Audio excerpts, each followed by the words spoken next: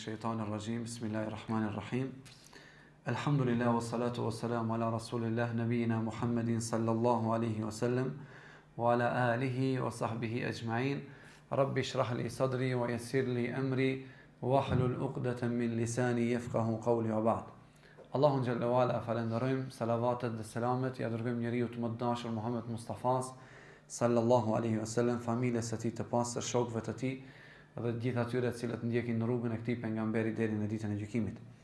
Vazhdojmë vëllezër me hadithin e radhës në shpjegimin e librit Riyadus Salihin, lutë Allahun azza wa jall që Allahu të na bëj nasib dhe rrezik që të përfitojmë nga këto hadithe, nga këto udhëzime të pejgamberit Allahu sallallahu alaihi wasallam.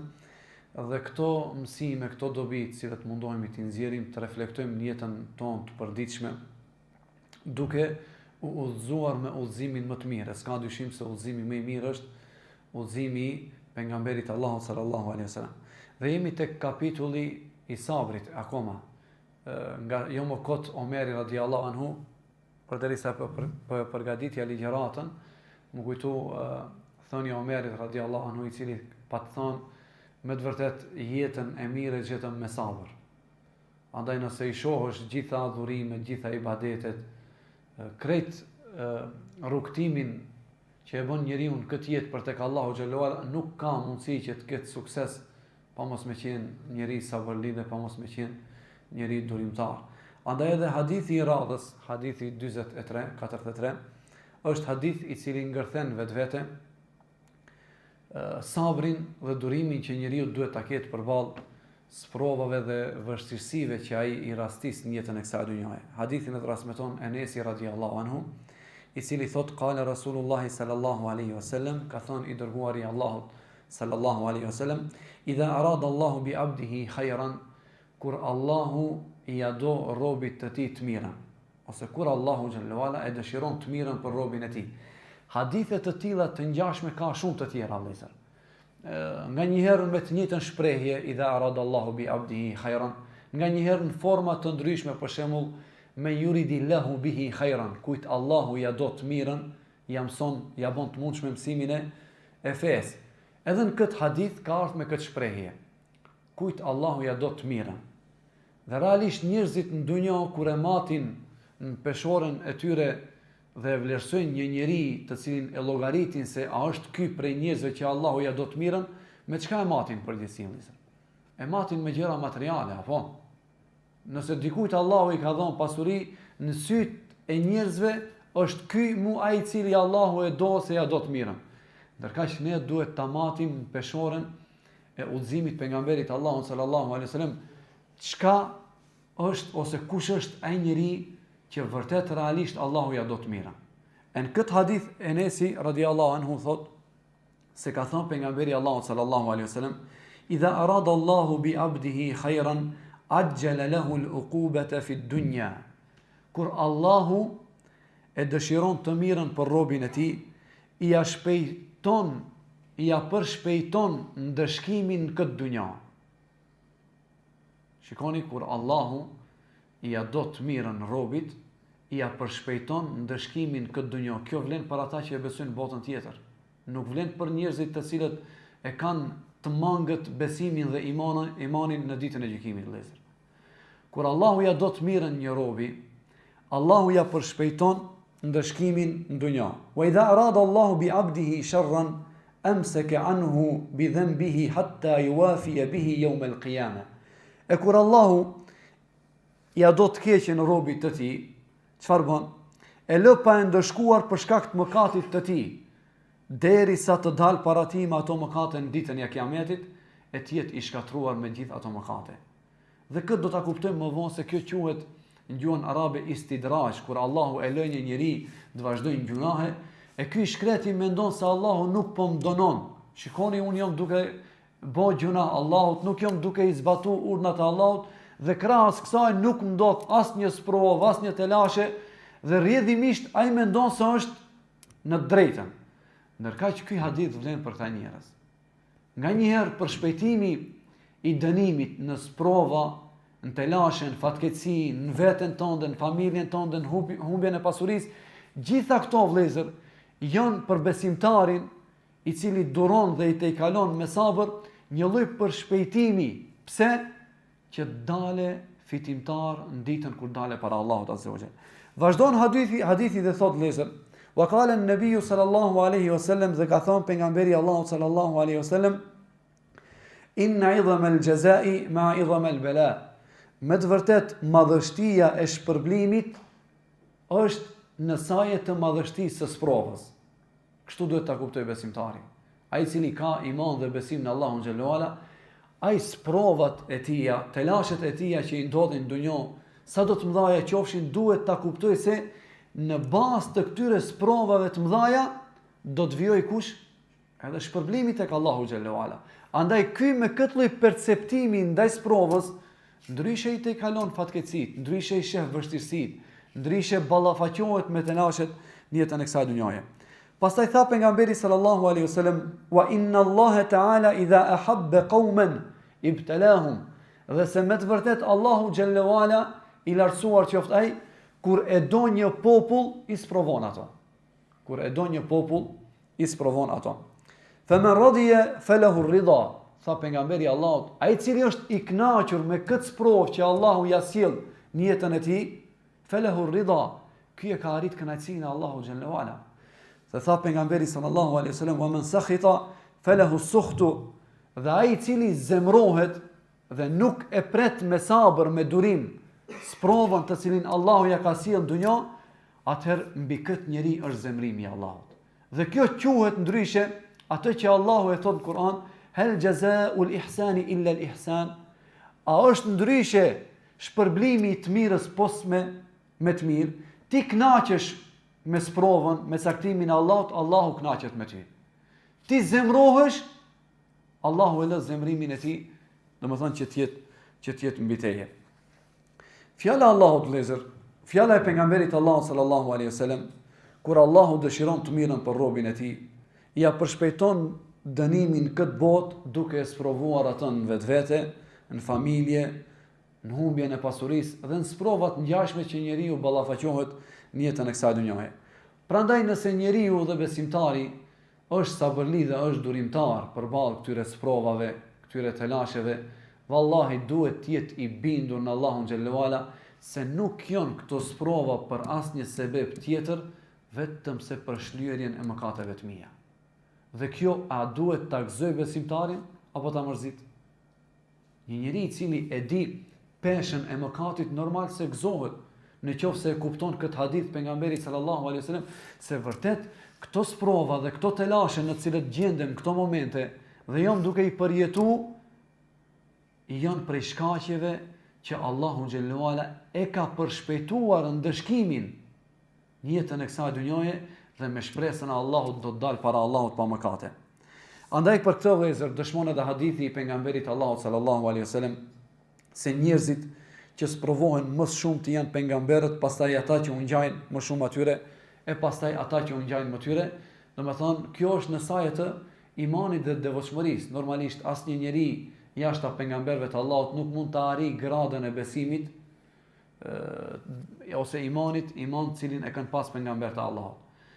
Mirë po njerëzit, besimtarët, sprovohen varësisht të imanit të tyre. Dhe nëse ne kemi folë më herët, nëse kemi parë jetën e pejgamberit Allahut sallallahu alaihi wasallam, do të shohim se nuk ka pas telashe dhe nuk ka pas sprovë të kësaj dunjaje, vetëm se nëpërmjet saj ka kaluar i dërguari i Allahut sallallahu alaihi wasallam. Shprehja tjetër kur Allahu dëshiron të keqen për robën e tij, pra kur Allahu dëshiron t'ia lëj atij dënimin për shkak të mëkateve të tij, dhe kjo është e keqja e madhe, është fatkeqësi më e madhe që Allahu xhallahu ala të lëj, domethënë pa mos me t'i shly mëkatet deri në ditën kur takohesh me të. Nga se në dunjon tjetër siç e dim, nuk ka rrugë të tretë, ose zjarr xhenemit Allahu na ruajt, ose xhenet Allahu na bëft nasib dhe na bëft rrezik që të jemi prej banorëve të tij. Do të thotë se Allahu xhallahu ala e vonon dënimin e tij për shkak të mëkatit duke e lënë të vazhdojnë në rrugën e gabuar. E kjo është ajo që quhet istidraj, që e kanë quajtur dietarët. Pra gradualisht tërhiqet drejt shkatrimit pa e kuptuar. Shumë njerëz vëllezër, siç e përmenda pak më herët, jetojnë mëkate dhe janë në harmoni me gjunahet Dhe ajo e cila u bën ose u afron këtë lloj zone të komfortit që ata ndjehen komod dhe rahat në gjunahe, çka është? Është vetëm fakti që Allahu nuk ja sill një sprovë ose një fatkeqësi. Dhe ky i shkreti mendon se fakti që nuk ka një sprovë, nuk i vjen ndonjë fatkeqësi, nuk ka ndonjë telash në dunjë, mendon se nuk është duke i bën mëkat Allahut subhanahu wa taala. Derisa të vit dita e gjykimit, atëherë ta marr ndëshkimin e plot. E s'ka dyshim vëllezër se ndëshkimi i kësaj bote, me gjitha sprovat dhe vështirësitë që njeriu ose besimtari mund t'i përjetoj, nuk është asgjë në krahasim me ndëshkimin e zjarrit xhenemit, Allahu na ruaj. Asgjë, hiç. Sado që njeriu të përjetoj sprova të ndryshme, telashe të ndryshme, s'ka fatkeqësi më të madhe se sa njeriu të përfundojë zjarrin e xhenemit. Ju e dini shumë mirë vëllezër se ka ardhur në hadith pejgamberit Allahut sallallahu alaihi wasallam, është përmend njeriu më i begatuar në jetën e kësaj dhunjoje. Prej kohën e Ademit alayhis salam deri njeriu e fundit në ditën e gjykimit, Allahu xhallahu ala do ta përzgjedh njeriu i cili i ka përjetuar gjitha begatit në jetën e kësaj dhunjoje. Asnjë vuajtje ndoshta nuk ka pat. Njeriu i cili ka qenë i zhytur në mirësitë e Allahut xhallahu ala. Dhe çka do të ndodh me këtë? Thot pejgamberi sallallahu alaihi wasallam, Allahu vetëm për një çast do ta zhyt në zjarr të xhenemit, vetëm punë momenti dhe do ta nxjerr prapë. Dhe do ta pyet: o robi im, a mban mend ndonjë mirësi, ndonjë begati në dunjë që ti ke përjetuar? Çfarë do të thot? Do të thot: jo, Zot. Asnjë mirësi nuk e mbaj mend ta kem përjetuar në dunjë. Dhe pejgamberi Allahut sallallahu alaihi wasallam për këtë njerëz thot: ky është njeriu më i begatuar në dunjë. Ky është ai i cili, i ka përjetuar gjitha kënaqësitë e kësaj dunjoje. Vetëm një çast i vetëm një moment i vogël, Allahu e zhyt në zjarr të xhenemit dhe e nxjerr dhe e pyet: a mban mend ndonjë të mirë në dunjë? Thot: jo, Zot, nuk mbaj mend asnjë të mirë. Dhe do ta sjell njeriu i cili ka qenë më i sprovuar prej kohës së Ademit alayhis salam deri njeriu në fundit që do të jetë mbi këtë sipërfaqe të tokës. Njeriu i cili nuk ka pat telashe, nuk ka pat gajle, nuk ka pat sprovë, vetëm se e ka përjetuar. Njeri i cilin e ka lodhur dunjoja me gajlet dhe vështirësitë e saj. Por ama besimtar, me iman, është munduar që ti të kaloj me durim, me sabër, duke shpresuar shpërblimin e Allahut xhallahu ala. Thot pejgamberi Allahut sallallahu alaihi wasallam, këtë njeri Allahu do ta fus për një çast në xhenet. Për një moment shkurt dhe do ta nxjerr nga xheneti. Dhe do t'i thot: o robi im, a mban mend ndonjë gajle në dunjë? A mbahesh mend ndonjë hek ose ndonjë vështirësi në dunjë, në cilën dunjë je lodh e nuk të ka zonë gjumi prej halleve dhe gajleve? Do t'i thotë Allahu xhallahu ala: jo Allah, jo Zoti im. Vetëm një moment. Pse e përmenda këtë vëllezër? Për treguar se nuk mund të krahasohet në asnjë formë ndëshkimi i ahiretit me ndëshkimin që e përjeton besimtari në dunjë për t'u shlyer mëkatet, që në fund fare ky lloj ndëshkimi dhe këto dënime nëpërmjet sprovave, vallahi në fundit janë për të mirën tonë. Andaj nuk than sahabët të parët tanë të mirë, në qoftë se nuk do të ishin sprovat, në qoftë se nuk do të ishin telashet, do të dilnim të falimentuar para Allahut. Të parët tanë, ata të cilët e kishin kuptuar peshën e mëkatit dhe e kishin me bindje se çfarë do të thotë që njeriu të ndeshkohet në zjarrin e xhenemit. Andaj o vëllezër, ky hadith i pejgamberit Allahut sallallahu alaihi wasallam përmban dhe e nxit besimtarin që të jetë i durueshëm ndaj sprovave dhe saktimeve të Allahut xhallahu ala, sepse ato janë të mirën e besimtarit. Andaj kush tregohet i durueshëm, kush tregohet sabërli përballë sprovave, përballë telasheve, vallahi s'ka dyshim se ky është fitimtar. S'ka dyshim se me këtë njeri është Allahu xhallahu ala, s'ka dyshim se ky njeri e ka ndihmën e Allahut te barek ve taala. A nuk tha Allahu xhallahu ala: inna Allaha ma'as sabirin? Me të vërtet Allahu është me durimtarët. E nëse Allahu është me ty, A thua çfarë mund të dëmtoj ndonjë gjë tjetër në jetën e kësaj dunjoje, kur dihet se çdo gjë është në dorën e Allahut subhanahu wa taala. Pastaj pjesa tjetër e hadithit vëllezër. Pejgamberi Allahu sallallahu alaihi wasallam tha vërtet madhështia e shpërblimit është në përpjestim me madhështinë e sprovës. E nëse qenë ka kështu realisht që në këtë formë na ka mësuar pejgamberi Allahu sallallahu alaihi wasallam, logjika e shëndosh e besimtarit duke u bazuar në hadithet e pejgamberit sallallahu alaihi wasallam do të duhet që të funksiononte sa më e madhe sprova, aq më i madh gëzimi. Pse? Sepse gëzohesh për shpërblimin që të pret tek Allahu xhallahu ala. Sa më të mëdhaja telashet, sa më të mëdhaja brengat, gajlet që njeriu i përjeton jetën e kësaj dunjoje, me lejen e Allahu xhallahu ala, po aq të mëdhaja do të jenë edhe shpërblimet kur do të dalë para Allahut subhanahu wa taala. Edhe pse për nga natyra njeriu është i ngutshëm. Njeriu në natyrshmërinë e tij nuk ka dëshirë vëllezër që të përjetoj vështirësi në jetën e kësaj dunjoje.